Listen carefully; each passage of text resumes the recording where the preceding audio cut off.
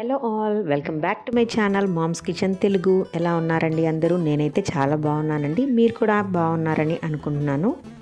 ఈరోజు ఈ వీడియోలో నేను ఈరోజు ఏమేమి చేశానో మీతో షేర్ చేసుకుంటున్నానండి. Advance new year and pongal wishes to all of my subscribers and viewers.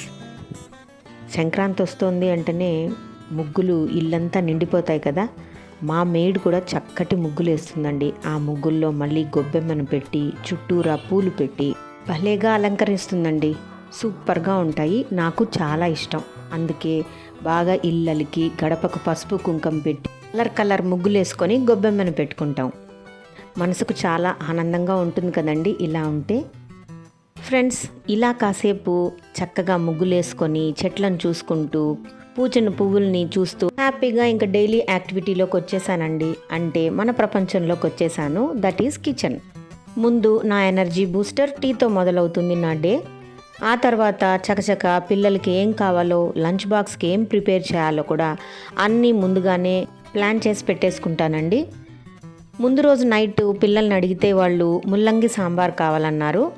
యాక్చువల్గా మా పెద్దమ్మాయికి ముల్లంగి సాంబార్ ఇష్టం, చిన్న పాపకి ఇష్టం లేదు. కానీ నేను వెజిటబుల్స్ తినాలి కదా, తను ఒక్కొక్కసారి కాంప్రమైజ్ అవ్వమని అడుక్కుంటూ ఉంటానన్నమాట. సో ఈరోజు ముల్లంగి సాంబార్ చేయబోతున్నాను. చకచక కందిపప్పు తీసుకున్నాను, వాష్ చేసేసాను. అందులో కట్ చేసి పెట్టుకున్న టమాటో, కొంచెం కర్రీ లీవ్స్, తర్వాత తొడిమలు తీసేసిన పచ్చిమిర్చి స్ప్లిట్ చేసి అందులో వేసేసానండి. ప్రతి వీడియోలో నేను చెప్తూనే ఉంటాను కదండి, పప్పు ఉడికేటప్పుడు కానీ నాన్ వెజ్ ఉడికించేటప్పుడు కానీ నేను పసుపు అస్సలు వేయనండి. ఎందుకంటే వాటర్ బయట వచ్చేటప్పుడు స్టీమ్ వల్ల పసుపు అంతా కూడా స్పిల్ ఓవర్ అయిపోతుందన్నమాట. చాలా ఆక్వర్డ్గా అయిపోతుంది, అలానే ఉండిపోతాయి ఆ మరకలు. అందుకని పసుపు వేయకుండా పప్పును ఉడికించేస్తాను. ఇలా కుక్కర్ పెట్టి ఒక 3 విజిల్స్ వచ్చే వరకు ఉడికించి పక్కన పెట్టేశాను. ఈలోపు ఇక్కడ కుక్కర్లో రైస్ బాయిల్ చేసుకుంటున్నానండి. ఈ మధ్యలో నా టీ తాగుతూ ఉంటాను. ఇక ముల్లంగి కట్ చేసుకొని సాంబార్కి రెడీ చేసుకుంటున్నాను. చూస్తున్నారు కదండి, పప్పు ఉడికిపోయింది. చక్కగా పప్పు గుత్తితో అంతా కూడా ఎనిపేసుకుంటాను, అంటే మ్యాష్ చేసుకుంటాను. ఇప్పుడు కట్ చేసి పెట్టుకున్న ముల్లంగిని కూడా అందులో యాడ్ చేసి కావలసినంత సాల్ట్ కూడా యాడ్ చేసి మరి కొంచెం వాటర్ యాడ్ చేసుకున్నాక ఒక్క విజిల్ వచ్చే వరకు బాయిల్ చేసుకుంటాను. ఈలోపు మనం కుక్కర్లో పెట్టుకున్న అన్నం కూడా రెడీ అయిపోయిందండి. పప్పు తిరగమాతకి ఇప్పుడు కడాయి పెట్టుకొని 2 స్పూన్స్ ఆయిల్ హీట్ చేసుకుంటున్నానండి. కుక్కర్ విజిల్ వచ్చేసింది. మూత తెరిచి చూస్తే చక్కగా ముల్లంగి కూడా ఉడికిపోయింది. నేను చెప్పాను కదండి, పసుపు వేసుంటే ఈ కౌంటర్ టాపు తర్వాత దాని వెనక స్టవ్ వెనక ఉన్న వాల్ అంతా కూడా మొత్తము స్పాయిల్ అయిపోయి ఉంటుంది. నాకు కావాల్సిన ఇంగ్రీడియంట్స్ అన్నీ కూడా రెడీ చేసేసుకున్నాను. ఇక తిరగమాతేసేస్తున్నానండి.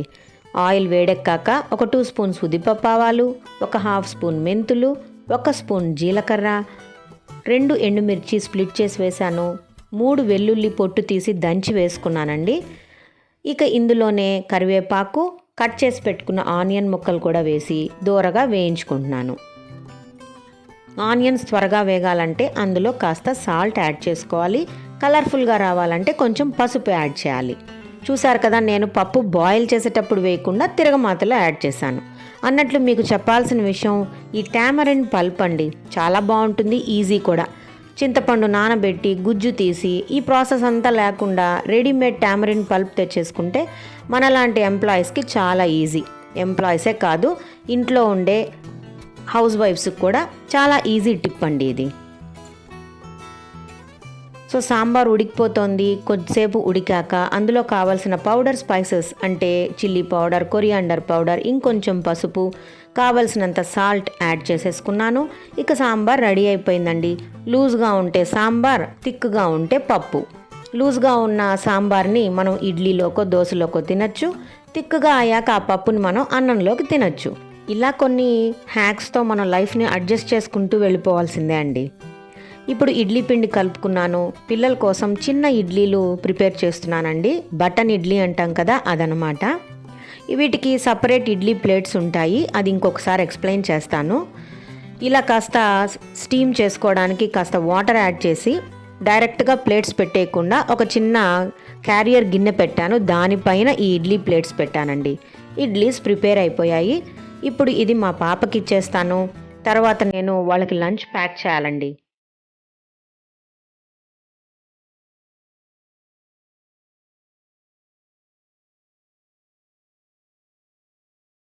ఇప్పుడు పిల్లలకి లంచ్ ప్యాక్ చేయబోతున్నానండి. రైస్లో ముల్లంగి సాంబార్ యాడ్ చేసి చక్కగా దాంట్లో నెయ్యి వేసుకొని బాగా కలిపి లంచ్ ప్యాక్ చేసేస్తాను. దీనికి కాంబినేషన్గా కొన్ని చిప్స్ కూడా ఇవ్వాలనుకుంటున్నానండి. ఎక్కువగా వాళ్ళు వడియాలు కానీ చిప్స్ కానీ తింటుంటారనమాట. మా పాపకు నెయ్యి బాగా వేయాలి. సో నెయ్యితో కలిపినా కూడా మళ్ళీ పైన కాస్త నెయ్యి యాడ్ చేయాలన్నమాట.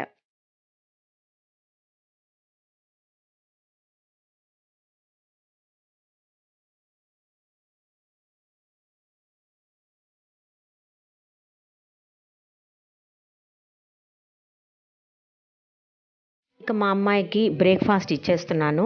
ఇడ్లీ, నెయ్యి, సాంబార్. తనని వీడియో తీస్తుంటే తను ఏమంటుందో బాగా వినండి. అందుకే నేను ఒరిజినల్ సౌండ్ పెట్టాను.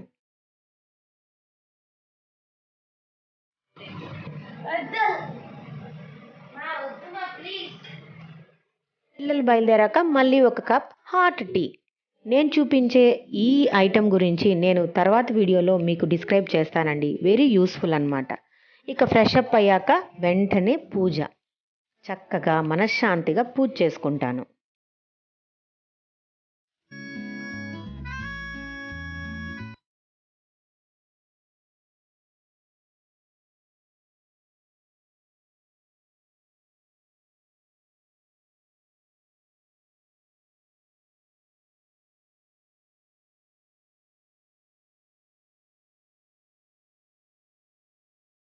పూజ అయ్యాక నేను కూడా నా బ్రేక్ఫాస్ట్ తీసుకుంటున్నానండి. ఈ బటన్ ఇడ్లీ కాంబినేషన్గా సాంబారే కాకుండా కోకోనట్ చట్నీ కూడా చాలా బాగుంటుందండి. ఒకసారి మళ్ళీ మనం ట్రై చేద్దాం. సో ఓవెన్లో కాసేపు వేడి చేసుకొని వేడి వేడిగా బ్రేక్ఫాస్ట్ తినేసాను. ఇక మెయిడ్ చక్కగా వాషింగ్ మెషిన్ నుంచి క్లోత్స్ అన్నీ తీసి డ్రై చేసింది. బట్ నా బాధ ఏమిటంటే కాస్త క్లౌడీగా ఉందన్నమాట. ఎక్కడ వర్షం పడుతుందో అని భయం వేస్తోంది. ఇక డ్యూటీకి బయలుదేరానండి. చూస్తుంటే చాలా క్లౌడీగా ఉంది. ఇప్పుడే అలా ఊపిరి పీల్చుకుంటున్నామండి ఎండలో. అంతలో మళ్ళీ వర్షం.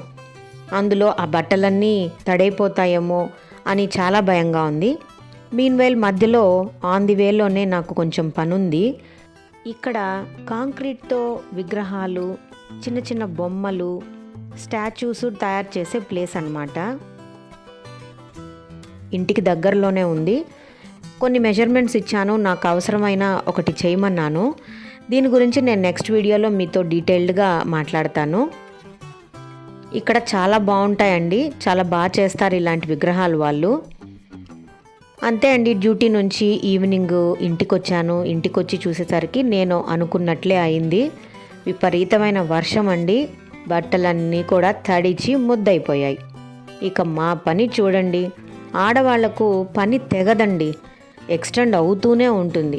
ఆ బట్టలన్నీ మళ్ళీ డ్రై చేసి ఫ్యాన్ గాలికి ఆరేసి కాసేపు ఫ్రెష్ అప్ అయ్యి ఒక కప్పు టీ తాగాక ఇంకా నైట్ డిన్నర్ ప్రిపరేషన్లోకి వచ్చేసాను.